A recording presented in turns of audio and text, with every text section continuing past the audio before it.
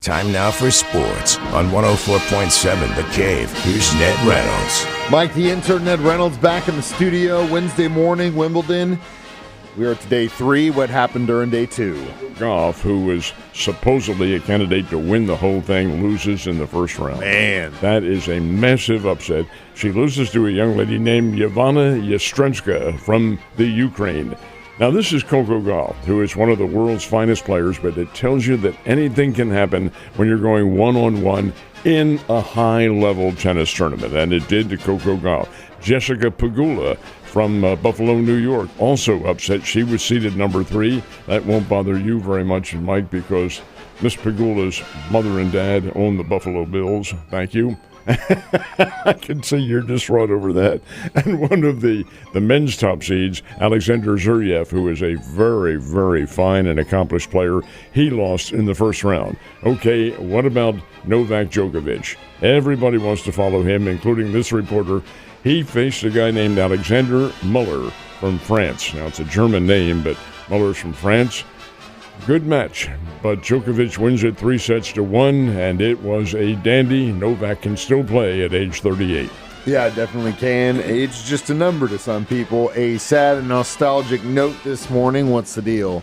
At the age of 93, Alex Del Vecchio, National Hockey League Hall of Famer and one of the great stars from the Detroit Red Wings in their halcyon days back in the 1950s and 60s, left us yesterday, winner of 3 Stanley Cups. Del Vecchio was really one of the top players in the National Hockey League. Back then, Mike, the NHL had only 6 teams, and several in America had a couple in Canada, but it was only a 16 league. Now it's huge. And Alex Del Vecchio in that time was one of the top pro hockey players in the world. Leaves us yesterday at the age of 93, elected to the Hockey Hall of Fame in 1977. He was a tank, too. What about the Pro Golf Tour? Where are we at this week? This is interesting. This is the John Deere Classic. It's in Silvis, Illinois. The John Deere Classic was not always the name of this tournament. It used to be called the Quad Cities Open.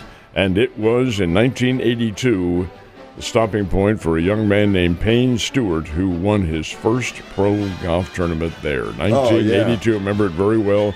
Got the word down at KY3, got some pictures of him playing. Gosh, that seems like yesterday, but it served as his very first pro victory, and then, of course, he went on to win a couple of U.S. Opens after that. But that's where they play. Not a big payday or big weekend coming up on the 4th of July. That makes no difference. There are FedEx points to be won, and many, not all, but many of the big names will be there. Cardinals, 2 games in a row. They haven't scored a run. They've been blanked for 18 innings now, shut out in 2 games by, of all teams, the Pittsburgh Pirates. Yesterday's game, an anomaly, Mike. The Cardinals should have won it. They had any number of opportunities in the game, could not cash in, had 2 runners thrown out at home plate. One was Wilson Contreras, who tried to score on a single from when he was on second base.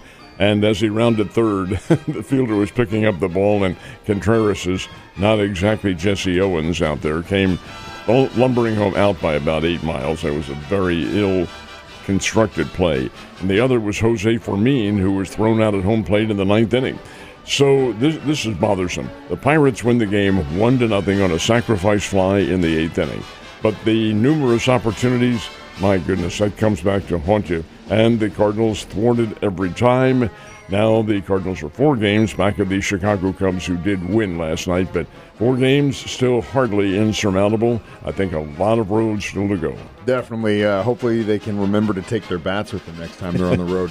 Royals also on the road up in the Pacific Northwest against the Mariners. When you say you're 6 games behind something, it's unfortunate if that's the team in first, but in this case, it's the Royals trying to get back to 500. So hopefully they're moving back in the right direction after yesterday's win. And first place is still 13 and a half games back. There's no way they're making that. No, it'd be awfully tough. Now, there is history. The Brooklyn Dodgers and the New York Giants in 1951. New York was behind by 13 games on August the 2nd and made it up. However, so you're telling me there's a chance. Oh, there's always a chance. The difference there is that, yeah, of course. Well, the Giants and Dodgers, they were the top 2 teams. They were chasing each other. The Giants were chasing Dodgers. In this case, the Royals are chasing a lot of other teams as well, so it's not going to happen. Salvi Perez did have 3 RBIs last night, and the Royals did beat Seattle 6-3. Springfield Cardinals finally get a win. They knocked off the Northwest Arkansas Naturals 4-3 in 10 innings on the Bobby Bonilla celebration day over at Hammons Field. That's really interesting. But be that as it may, a win for the Springbirds. They play again tonight. And we've got, 3 weeks till most training camps open for teams across the NFL. The teams who are going to play in the Hall of Fame game, that's the Chargers and the Lions, they'll open up on July the 16th, so they're coming up in a couple of weeks. Yeah. Now, the Chiefs open up on the 21st. And that's the day if we have the Meet Chiefs the Chiefs happy hour over at the Alamo Draft House. That is right, sir. And what time does it start? That is a 5 o'clock start. We are getting really low on tickets because it's seated. It's not like we've done in the past where we had a giant building or a bar and just we could have a bunch of people if we needed to. We're doing it in a theater, so it's all seated tickets. So we will sell out, and it's getting close. Now the hors d'oeuvres and the greeting sessions outside. Yeah, in the back lot of the Alamo right there. This is the Alamo Draft House, and just to be on the safe side, some folks may not know where it is. On South Campbell. It's a movie theater, and folks, if you're familiar with Springfield Kickapoo High School, Mike Holmes' alma mater, it's within a football touchdown pass of there. You still have to park pretty close to that place when I was going to school there because I didn't want to get a ticket. Ned, have a wonderful rest of your Wednesday, and I will see you tomorrow.